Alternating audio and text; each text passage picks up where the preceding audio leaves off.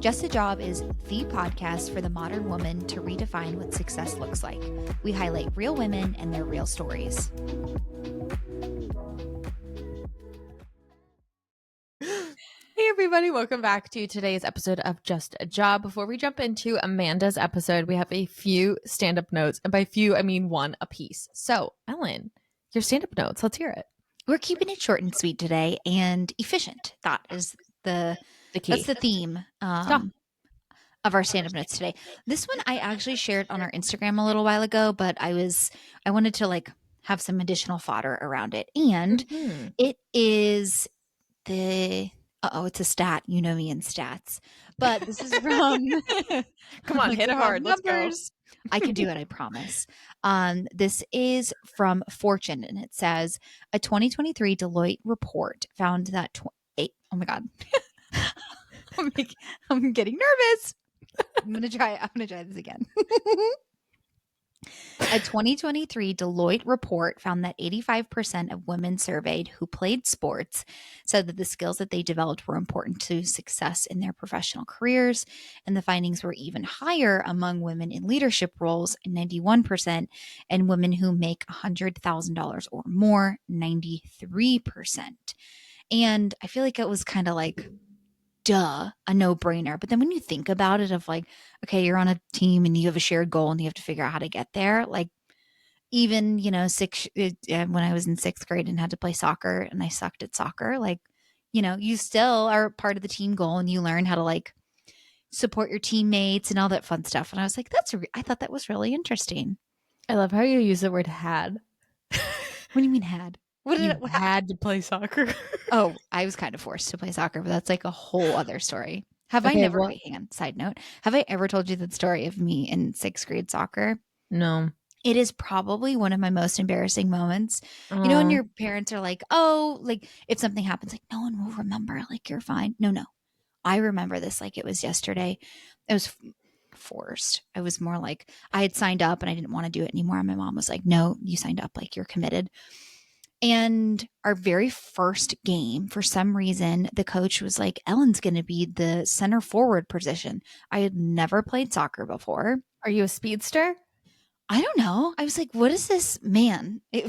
What is this girl named Brittany? What does Brittany's dad see? That he sees some potential in me. So he puts me as center forward. And I was sobbing to my mom. I was like, please, please, please don't make me go. So she's like, no, you're signed up. So I still remember we had the ball first and it was me and this girl standing next to me on my right. I still remember it was Ashley Weedman. Have I talked to her in 10 years? No. Do I still remember her? Yes. Thank you, Ashley. So I had the ball, the ref blows the whistle and I'm supposed to do something, but I don't know what to do. So she blows the whistle and I just look at her and I shrug. I'm like, what the fuck am I supposed to do? Oh, you're supposed to kick it over the wall. I didn't know what to do. Oh, and so, and I just I start crying. And so she comes over and she goes, okay, when we start a game, you can either do this or this. And one of the options was to kick it to Ashley Weedman. Thank you, Ashley. And so she's like, okay, we'll try again. And then she blew the whistle and I kicked it to Ashley and sprinted off the field. And I was like, I'm done. That was the beginning and the end of my soccer career. Oh my gosh. Team it was sports. So traumatic. Everyone, all the teams, parents, everyone staring, watching me to start the game. And I was like, I don't know what to do. Okay, so that's your pit of team sports. What's your peak of team sports, though? Irish dancing? Irish dancing. I was a pretty good Irish dancer. I wasn't the greatest, but I was pretty good. I was the person, I feel like this is very Enneagram 3 project manager of me. But if there were group dances and some of the girls weren't paying attention or weren't pulling their weight, not at my dance studio. Absolutely not. And I would yell at them, which is really not nice, but I mean, you're a it goes along natural with my personality. Leader. You just had to figure out how to lead. that helped me maybe in my career. I'm not sure. Oh my God. Okay. Well, I mean, to your point and to, I guess, Deloitte's findings, it makes sense that those that are involved in sports are, but it's interesting that they isolated women. I know. I'm and it seems like a no-brainer, duh. But yeah. I don't know. Like I thought back on of the sad soccer story aside, um, I think about like you think about some people that you've worked with that you're like, have you ever done a group project? Have you ever Um, been on a team? And it's kind of mhm. obvious, like those who have and who haven't. So Yeah. there you go. Enroll your kids in some sort of sports program and it will pay off. Yeah. Maybe via scholarship, or they will just be well-rounded people and make a lot of money. Hey, we like Um, both of those things. I do like So, both of those things. anyways, I feel like that's not the most fabulous note No, it's to helpful. start out with, but there's my traumatic soccer story. So there we Hey, go. I'm sure everybody has some traumatic, whether it's soccer, or not. Okay, well, now you have to share. What is your sports peak and pit? Um, Pet. I mean, I hated soccer and I played it until I was 18. You did it that long? Yeah, Oh my God. because some Oh. people don't know how to say no. Oh, well, there you go. Um, my soccer coach in high school called me Tiny Dancer because like she knew that I didn't want to be there and that I would rather be dancing. That is so Um, and then I guess peak would be yeah, dance. I always really enjoyed dance, but I was kind of a bitch, so well. Look at that. Now we're friends. I'm sensing a similar theme here. oh my god, the similarities are uncanny. Okay, jumping to mine, I'll include it in the show notes, but there was a reel that I saw from Join Monday Girl, which if you don't follow them, you should. They have a lot of really great tips and tricks and like a very aesthetic feed. But they had a post, it was from a woman that they had on a panel, and it was just a quick little hit of 3 people that she thought that you should always have in your network. And we always talk a lot about mentors, but she had also mentioned sponsors and coaches. And so the distinction between the three is that a mentor talks to you, a sponsor talks about you, and a coach talks with you. So I thought that was interesting, like how she sees the tiers of involvement and like what their roles are in your professional development. So we'll share it, but just something interesting because we talk a lot about like mentorship, but maybe in times of need, you just need a sponsor, somebody to like talk about you in a room or a coach to talk with you. And yeah, just interesting. I like the split and the differentiation between Mhm. the three because like people talk a lot about building your board, right? Of Yeah. people you can tap into, call on when you're in a time of need throughout your career. But I liked again the distinction between the three because it's true. And while technically I guess maybe they could all be mentors in some way, shape, or form, Hmm. knowing who you could call on for a specific purpose is again only going to help you Yeah, and benefit you. So absolutely. love those. I also love their account. So that's Yeah. like goals. Goals. But we're going to jump into I almost said Amber. Oops. We're going to jump into Amanda's episode. And also another fabulous account to go check out, Albany and Avers. And before we jump in, any parting thoughts, Sarah? Ooh, have a lovely, lovely Monday. This episode is actually coming out on International Women's Day. So, Yikes. What like how bad of us to not do anything about International well, Women's Day? see, oh God, we're recording this. Yeah, I had I'll to do confirm. like some Oh, sort of social media it's thing. well, okay, it's this Saturday, which is March 8th, which Okay. it's we've got some time. So I hope you celebrated National Yeah, Women yeah. Mhm. International Women's Day Perfect. on Saturday. So go hug a woman, go tell them that they are strong, powerful, needed. Go support a woman. They need it. Everybody enjoy Amanda's episode. Bye. Hey everybody, welcome back. Today we are joined by Amanda Failla-Tjarks. She is the owner of Albany and Avers, has had a long time love of fashion and sustainability, two things that don't always coincide. With a love of vintage fashion, she created Albany and Avers in 2018 as a side hustle while still working in the corporate marketing world. When she finally left corporate America in January of 2020, we probably know how this is going to go, to pursue Albany and Avers full time, she was forced to navigate entrepreneurship through a global pandemic.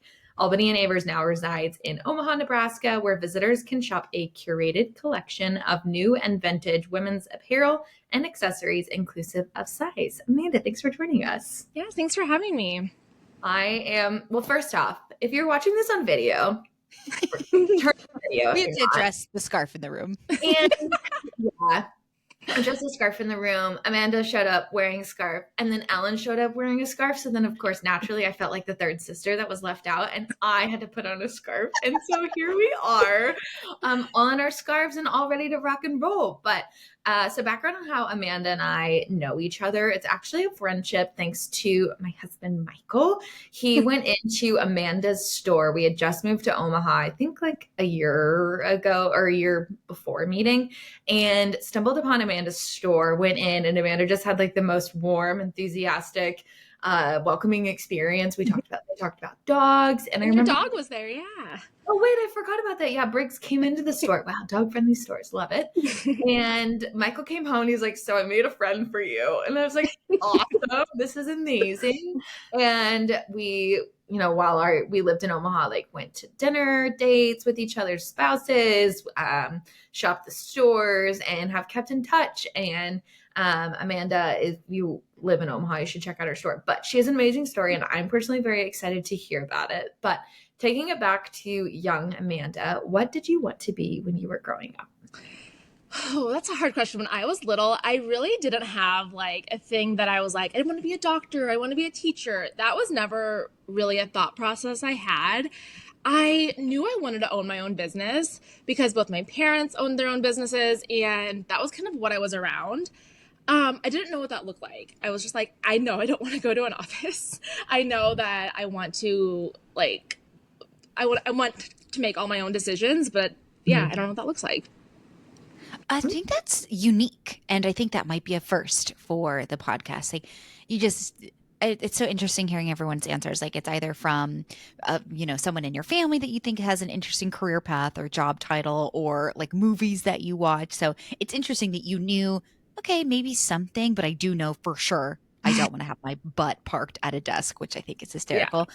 Considering I think all three of us right now have our butts parked at our desks. Yeah, I think it was really nice, like that my dad was able, I was like able to go run errands with my dad during the day, on the weekends, or, he would take me out of school and go get lunch with me once in a while. So I think those core memories really impacted me from a young age. And I was like, I don't want to be like at an office where I have to like, I have rules and I can't leave during the day. Mm-hmm. Yes. Mm-hmm. Totally fair. That's really interesting. So when did like an ideation of either a career or something that you wanted to do and spend your time doing start to come to you? Was that more towards college when you were kind of like forced to pick something? When did that come? When did like that ideation start? That's a good question too.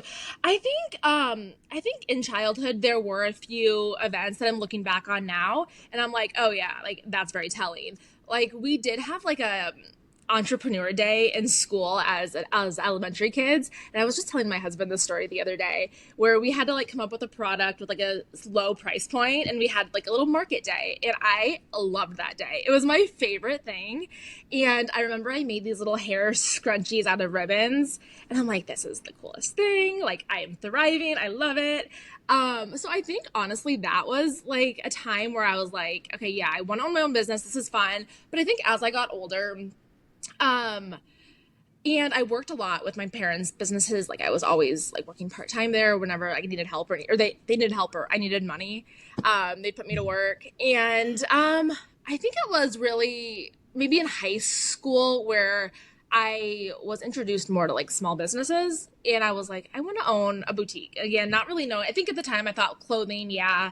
But I didn't really have like, I didn't know how to like put that into writing or put that into like an actual plan until probably college. You just unlocked a memory for me. Because in my head, I was thinking, oh man, that's sweet. Elementary school, you were exposed to entrepreneurship, because it feels like sometimes entrepreneurship isn't something, it feels like a, I don't know, it's not talked about. It's like, oh, you want to be a doctor, nurse, teacher, firefighter. Mm-hmm. But you unlocked a memory for me in 6th grade. I remember there was an entrepreneurship part, and we sold smoothies.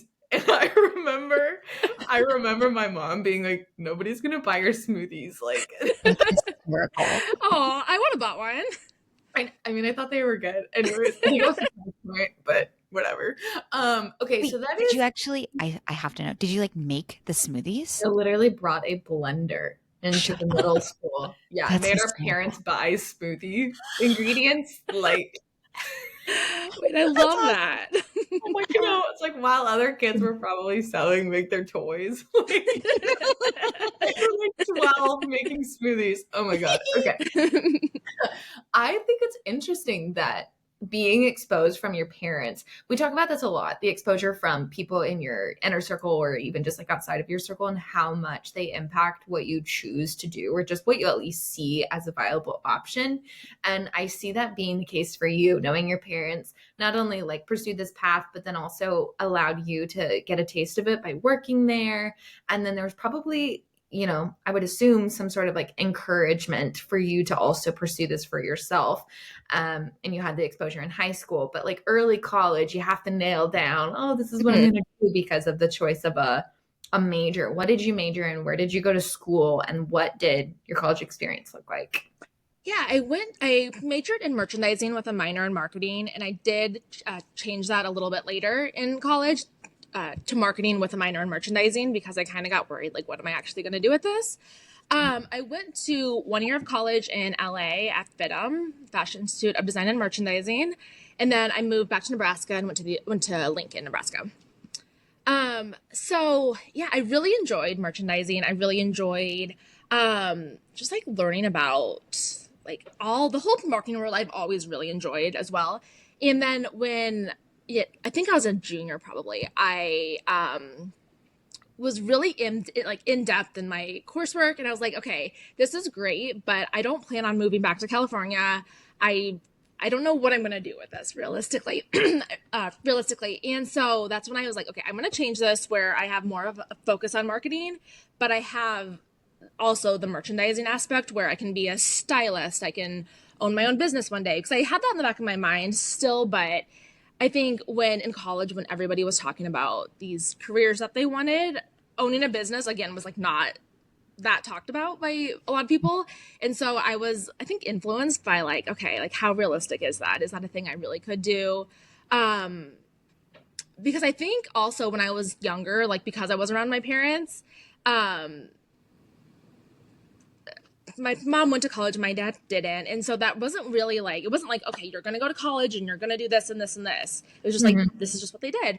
And I think once I was in college and around more people who were like, I'm going to go be an accountant or I'm going to go, do whatever. I was like, okay, shoot, like I have to like nail this down. I don't know. And so having the background in marketing, I think really helped me like kind of have a little bit more guidance. And looking back on it now, I'm so happy that I did that. And I'm happy I do have experience in marketing because I think that has led me to a lot. It's allowed me to do a lot with Albany and Avers too that maybe I wouldn't have known as much about or been able to like navigate as well now. I like that you expanded and did a little shift in your focus for college, but you still like stayed true to what you were focused in. You didn't see the, oh crap, like I need to be an accountant, or oh no, I need to major in business or something like that. Like I need to have, check the box kind of career path. You still had that focus of like, no, that's still not what I want to do, but maybe this switch would be beneficial to me in my future career, which it sounds like it was, which is great. So during your college experience, did you have any internships? And if not, what was that first job out of college like? Yeah, it's funny you asked that. I was listening to a recent podcast of yours where the guest was talking about like all her going on being on the internet, all these different companies. And I was like, I didn't do that. I didn't think about doing that. That was like not on my mind at all. I was really just like, I think I did more of the party aspect in college, and I also like I was a bartender, and I like enjoyed like that part, but I didn't do like any of the like job what are they called recruitment days or things like that. I never went to one of those. So no, I didn't have an internship. I really didn't do much with merchandising or clothing. I had a couple of retail jobs in high school and early college, but Trying to think. No, I really didn't do anything like that was You going to help enjoyed me your time later in in life. college. I enjoyed college, yeah. In college. And honestly, I wish I did more of that because I look back and I'm like, why was I so eager to work? Yeah. No, I think a lot of people were like that. And I like part of me wishes like I would have like learned more and just experienced a little bit more just like in the job world, but no, I just enjoyed it. So let's talk about graduation. You graduate from Lincoln. What's next? Where did you set your sights, and what was that first job like? After I graduated, I moved to Omaha. And I worked for a chiropractic office, and I actually really enjoyed it. I was doing their marketing. I was doing like very early Facebook posts, like way back in the day, and doing like I was writing their emails. Was doing a little bit of events with them as well. So I was doing a lot of just like hands off, just kind of like running with it because they didn't know anything about Facebook or like, I mean, really nobody did at the time. So very early and just diving into social media. But yeah, I really enjoyed that. I was there for a few years, but I think 2 years. And then I knew kind of in the back of my mind too that I wanted to leave Omaha. I visited Chicago, fell in love with it immediately. And I was like, I need to move there. I need to get out of Omaha immediately. And so, yeah, I decided to move to Chicago. It was kind of a really hard time to find a job. It was like 2012. And I moved there without a job and was on all the job boards trying to like work with recruiters, doing all the things. But it took me a while in Chicago before I found a job. There was about 4 or 5 months.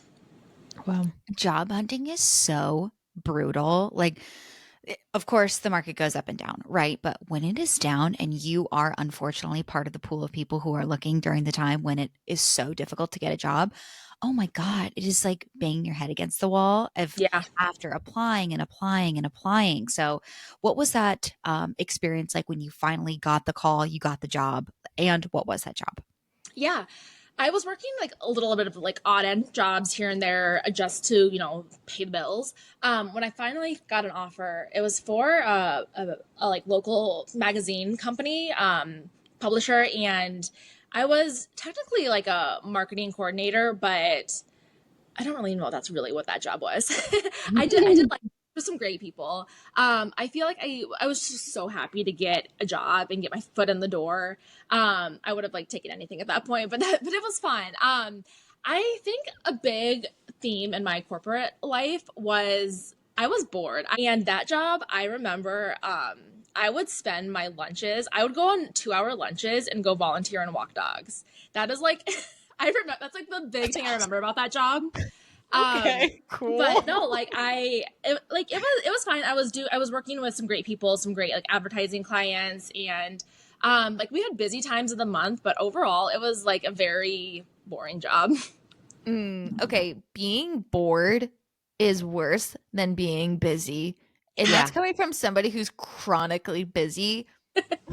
Like I sit in a state of boredom. I'm like, I can't do it. I'm gonna melt here. Like this is not how it's supposed to be. And I think that there's this balance, but I mean, ask any retiree how they feel after they Right. retire, and they're like, I want to go back to work. Like we're meant to work to some degree. But that makes me think too. You're just like spinning up all of these old memories that apparently I had sitting deep beneath me. I remember my first job out of school too being chronically bored, but I wasn't getting paid a lot. And I remember just being like, well, I'm not gonna like force myself to be busy. I'm just gonna like enjoy the slow pace and try to look for another job. Maybe I don't know, but it sounds like you took advantage and became like a saint and went and volunteered, which is a much better use of the time. I mean, I was also applying for jobs too. I was also doing that. I think I spent mine just like going and walking around the office stewing on how I was going to leave my first job. So yours was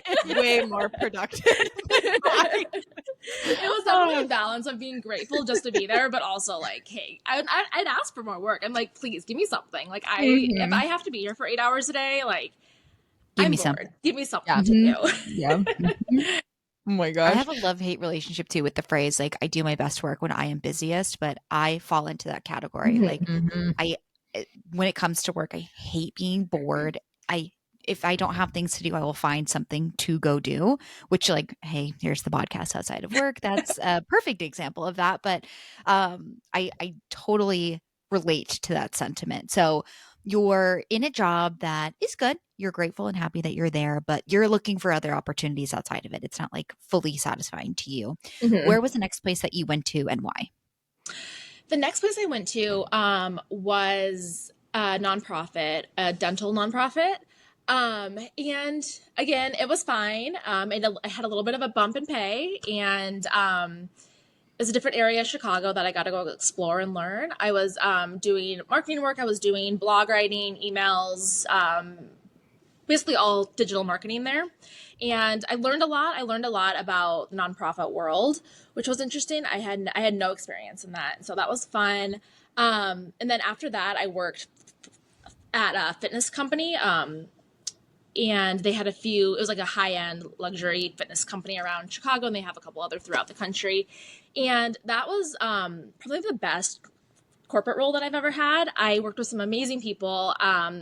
I learned a lot. I learned a lot about digital marketing, and it was kind of the time where like things were expanding a little bit more, probably like 2016, where there's now like Instagram, and there's now like, more of a presence digitally than in the past. And I enjoyed that. I learned the most probably in that role, and worked with some great people, got some great opportunities. And then after that, I worked for like a partner company of theirs, and also in a digital marketing role. And that was the beginning of the end of the corporate world for me. On paper, it was really the best of everything. They had great benefits. You could bring your dog to work. Really all those like perks that everybody wants. But then when you get in there, you kind of realize like, okay, there's these perks because it's a terrible place to work. Yeah. Okay. Sounds like Wait. Uber. This is like, yeah. This is like the millennial curse, I think. Because I remember coming out of school thinking like the company I'm going to work for, and maybe it's also to the world of marketing. There's some glamour to it, but it's this expectation of like there has to be a ping pong table, there has to be a beer selection, has to have snacks, dogs can come to the office, everybody's cool and vibing. It's all an illusion. It is Yes. not set up to make you like want to work there. It's kind of just to keep you trapped. And also just like it's like lipstick on a pig, or like tap dancing in the corner, like look over here, no. Right, 100%. Which like that sounds like it's exactly your experience. But the positive side is that it sounds like it was teeing you up to explore that itch that you had from a younger age. Which is that the case? Like, is this when Albany and Avers kind of started? Okay, cool. Tell us that. Yeah. Well, I had done a few different entrepreneur things along the way in Chicago. Nothing really of a lot of, nothing really came out of it, but I had like an Etsy page for a little while. I had, I helped people style outfits here and there. But it wasn't until 2018 that I got more. I would always thrift everything. I would our whole apartment everything was off marketplace or thrifted, and I was getting a lot of compliments on things like that, and people were like wanting my help. Friends were like asking me for advice or asking me to like go with me and find outfits. And so in the middle of like working this corporate job where I was also again bored, I didn't really know what my role was, I began doing pop-ups for Albany and Avers. I did I remember going during my lunch hour one day and going to the courthouse and doing all my paperwork and establishing my I'm a business now. So I did all that, and then on weekends I would do pop-ups. I would contact bars or contact businesses that aligned with vintage, and I would be like, hey, can I pop up with you? And I would do some markets here and there. I was really working almost every weekend. And I was like, okay, this is going really well. And I kind of gave in my head, I was like, okay, I'm going to last in corporate America until the end of the year. I want my holiday bonus. I'm going to stay there. And then if this continues to go well, I'm going to leave in January after our holiday break. So Yeah, I did that, and it was going well. And I decided once I got back from our 2-week break that I was going to go into the office on January, I don't know, 5th, 2020, and give my notice. And that's what I did. I love when people like when you get to the exciting part of someone's career story. Like, I don't know if Sarah, you could tell, or Amanda, if you could tell, but you just like lit up talking about that. Like your aura started to glow. Like you can tell this is where your passion lies. So I'm curious what your maybe advice or like what were some of the learnings that you had. So, like, I'm thinking about from the perspective of someone who could be at a corporate job, is bored, maybe they have experience in something that they would like to go do, and is wanting and thinking about taking that leap, kind of similarly to where you kind of just walked us through with your experience. So, what were some of the learnings that you were able to take from your experience in corporate America that helped you tremendously and propelled you in your success with your business?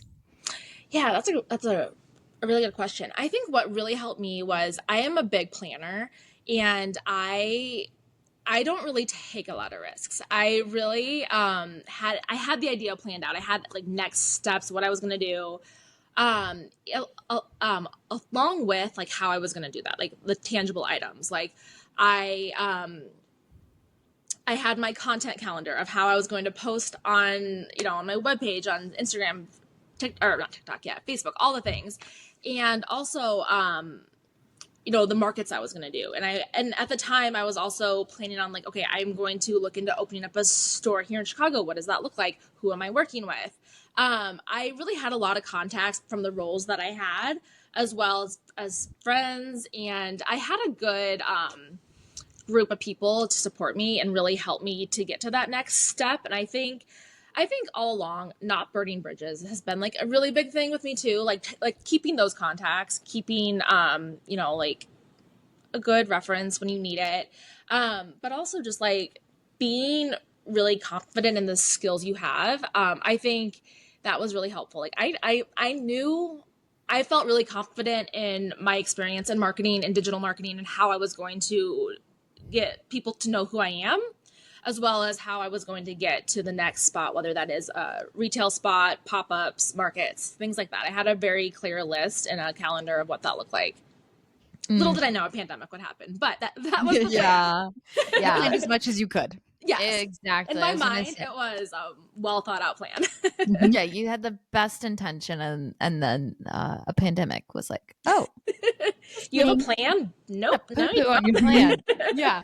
Right. So take us through what those first few months look like, because for a lot of businesses, it was obviously very impacted. But you're a brand new business owner, so not only are you trying to navigate entrepreneurship in a full-time capacity, you're also trying to navigate like how to make this work and stay afloat. So what were those first like 3 to 6 months like? Yeah. Well, right after I quit, I already had a plane ticket to go to Vegas, where they have like their annual like buyers market. And at the time when I opened up Albany and Avers, it was a mix of new items and vintage, where now it is more vintage heavy. But I was planning on going to market and buying product and getting, my first line ready to go. And I went there, and that was, I think, early February. And then at that time as well, I was in talks with what would have been my landlord to open up a store in Chicago. So we were kind of like getting ready. We were getting the appointments going, everything with that. And we got back, I think, middle of February, and went to tour the building and got the keys, did the lease, did all that. And we were set to open, I think it was April 1st, but I did my lease on March 1st. I was going to have like a month build out, which is also crazy to think about now, but I'm like, I can do this in a month. Sure. So, yeah, we did all that. And then, we're kind of hearing about COVID. And I think it was kind of at the time where everybody was like, yeah, I've heard about it, but it's not going to be anything crazy. It's just the flu, whatever. It happens every year. And, as time is going on, it's getting worse and worse. It's getting scarier and scarier. And I had a conversation with my landlord, and I was like, okay, like, I was trying to talk to him because his wife was also a nurse, and we were kind of talking about like, what does this look like?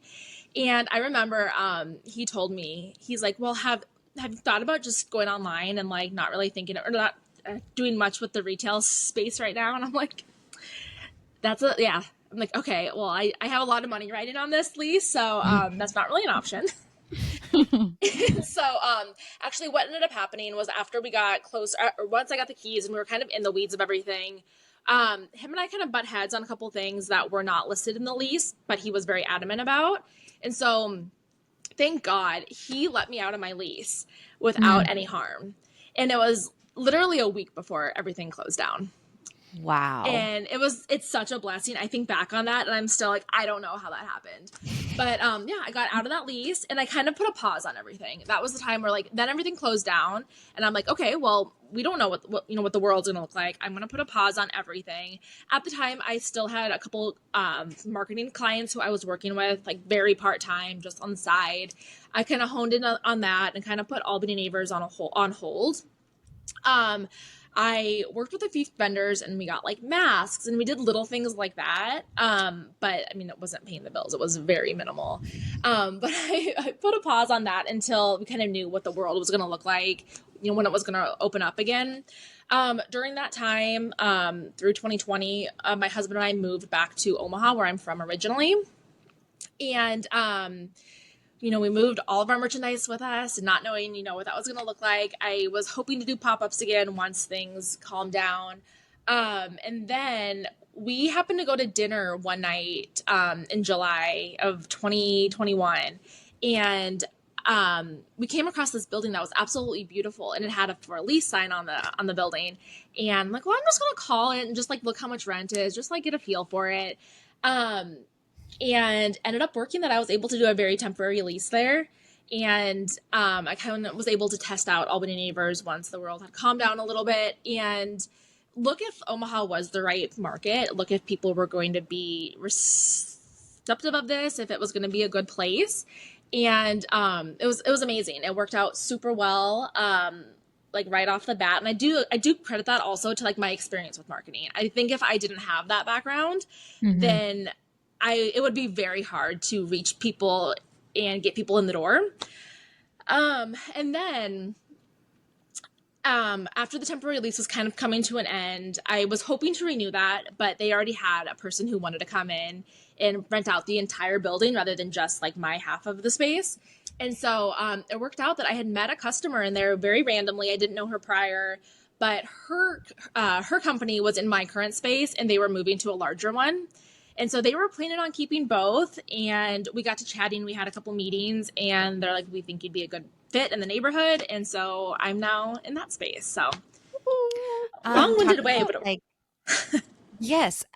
Like that is such a perfect example of everything happens for a reason. You got out of the lease by like the grace of God in Chicago, which it sounds like that was a catalyst almost to your success that you were able to have in Omaha as well. And then you stumble upon a for lease sign after having dinner. Like it sounds so serendipitous, which I'm from my perspective, it's serendipitous, but you're like, no, it was a lot of freaking hard work to get to where I am. No, definitely. It's definitely a mix of both though. Like I look back on that and I'm like, how did that happen? How did we happen to walk past that night?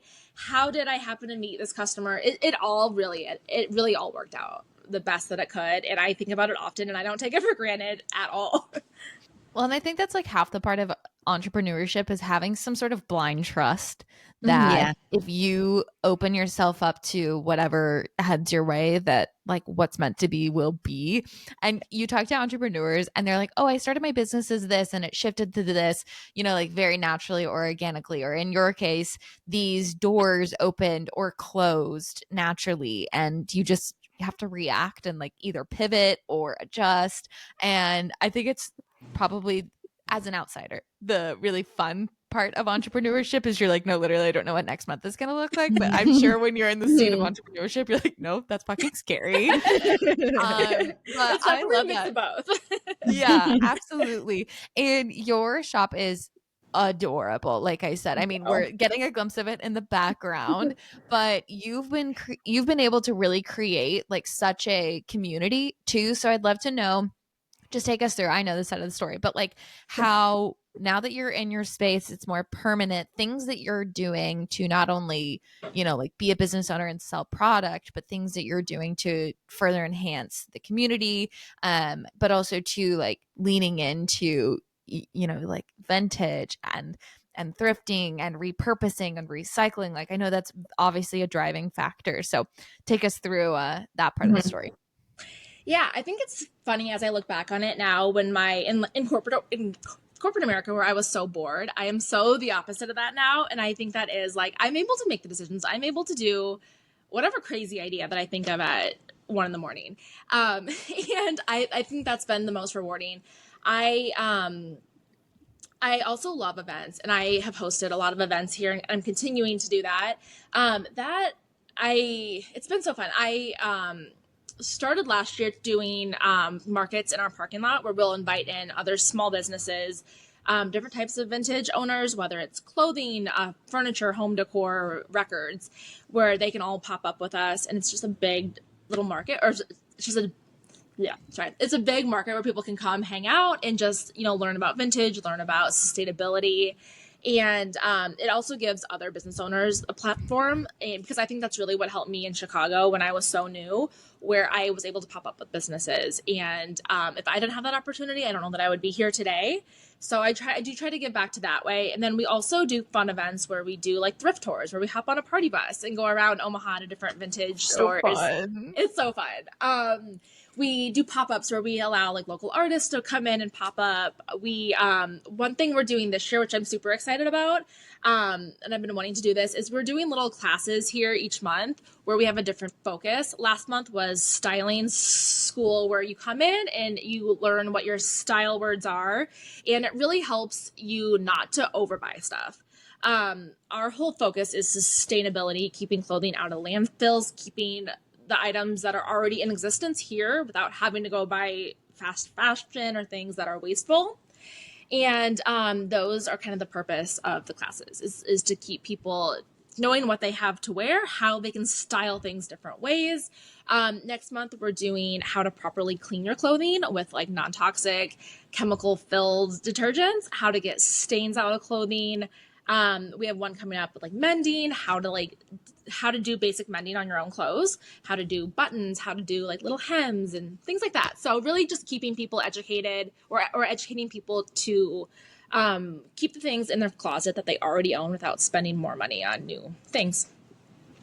That sounds so picturesque. I'm like, okay, I'd like to sign up for some of these, but also I love the not only like the store and selling product aspect, but the community aspect as well. I think that's really unique. And I love that it's mutually beneficial for you, but then also any vendors that you partner with as well. And you're able to provide that opportunity that may not exist in the current marketplace. So I think that's really interesting, is like throughout that partnership and having these additional events, like what learnings have you been able to pull from that to continue to expand in the business, or be like, oh, maybe that wasn't as great? Like, how do you make that determination of kind of additional add-ons or additional events for the business? Yeah. Honestly, I wing it. I feel like that's not a great answer, but awesome. I feel like I always love the advice from other people that like nobody has it all figured out. Nobody knows what they're doing. And I think I am like the picturesque person of that, where I have a lot of ideas, and I have the most random ideas, and there are things that work out great and there are things that don't. And just kind of learning just as I go. And I also encourage that with my employees too. I always tell them, if you have an idea, please tell me and let's try it. It might work, it might not, but you never know unless you try. And I want to give other people that allowance, or that like freedom to have ideas and have a place to, like have it come to life.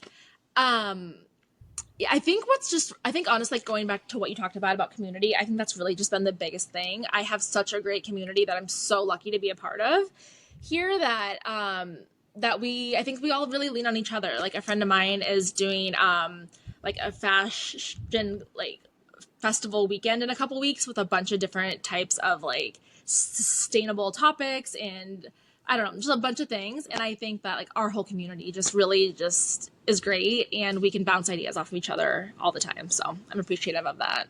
Mhm. It's a cool way to meet people too. Yeah. Like we've Yeah. talked a lot in previous episodes and even like both Sarah and I moving to different places of it's hard to make friends sometimes and like make those connections. And, it's not always the most comfortable thing to like walk up to a stranger at like a coffee shop and be like, hey, do you want to be my friend? Right. But like events like that where there's like a mutual shared passion and Mhm. understanding, so much easier to make those connections, which I'm sure is like so fun to watch behind the scenes. Like Oh my gosh, it's so people fun. meet and connect. Yeah, that's awesome.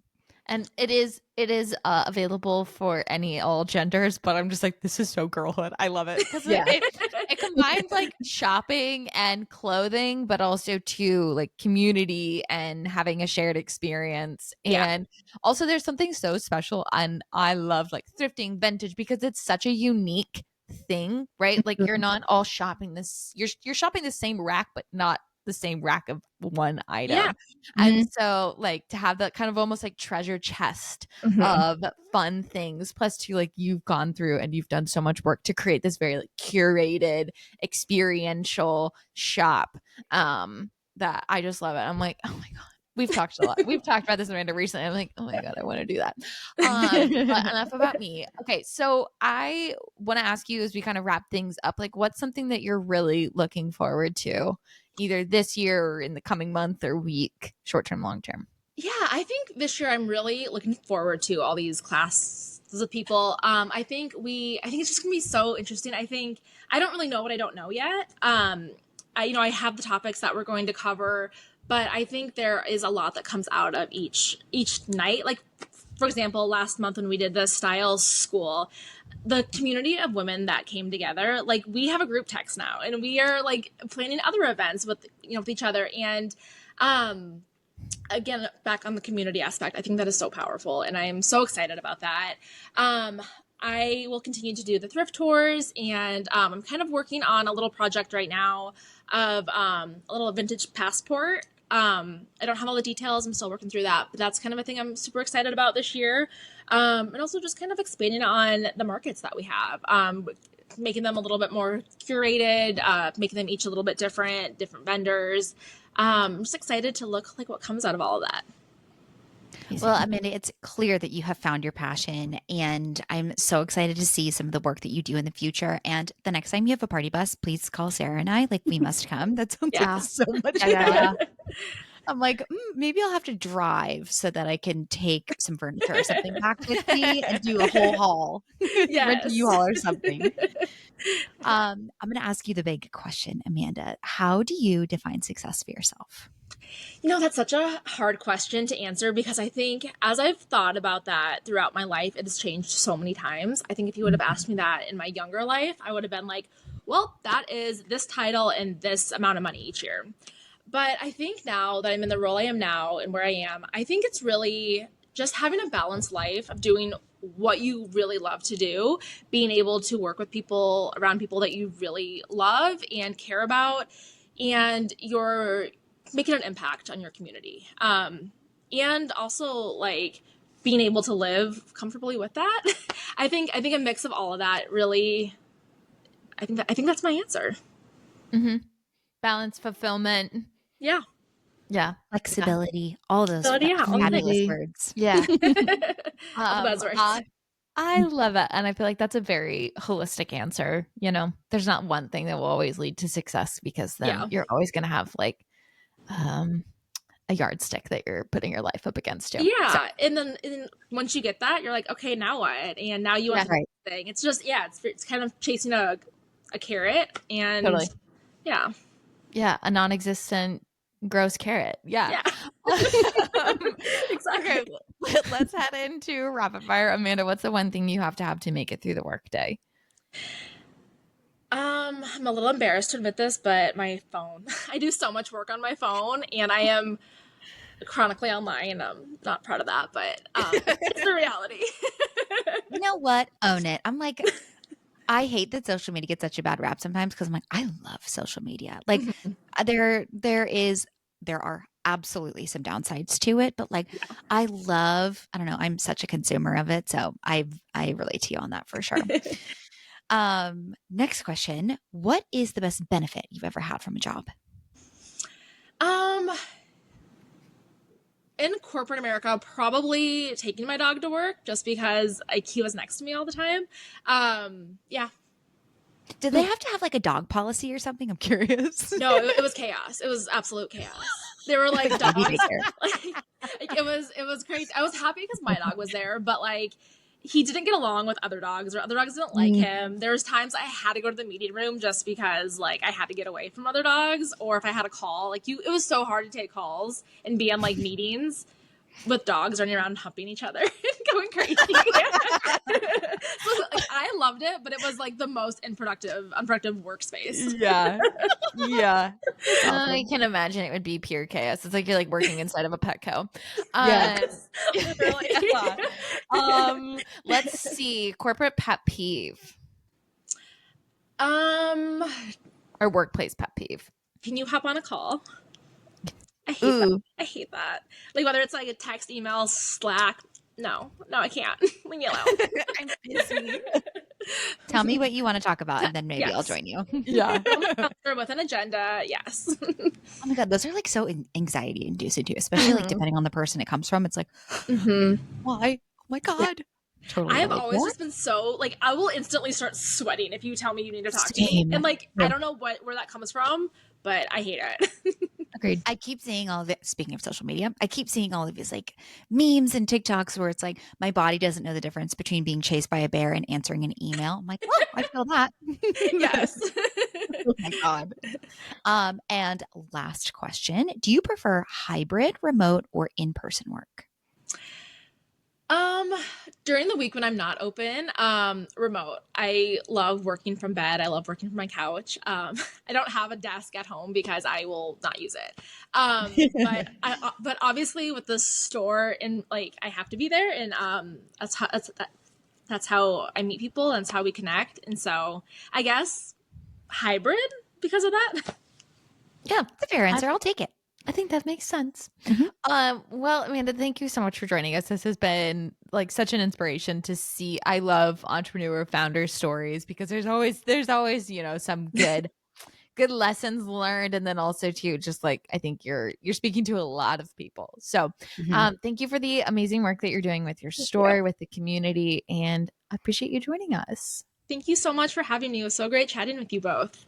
Yeah. Yes. Well, everybody will include everywhere that you can find both Amanda and then Albany and Avers. If you're in Omaha, check out her store, and send us a pic of you in your cute outfit that you find, or go on the thrift tour and make us really jealous and send us a picture.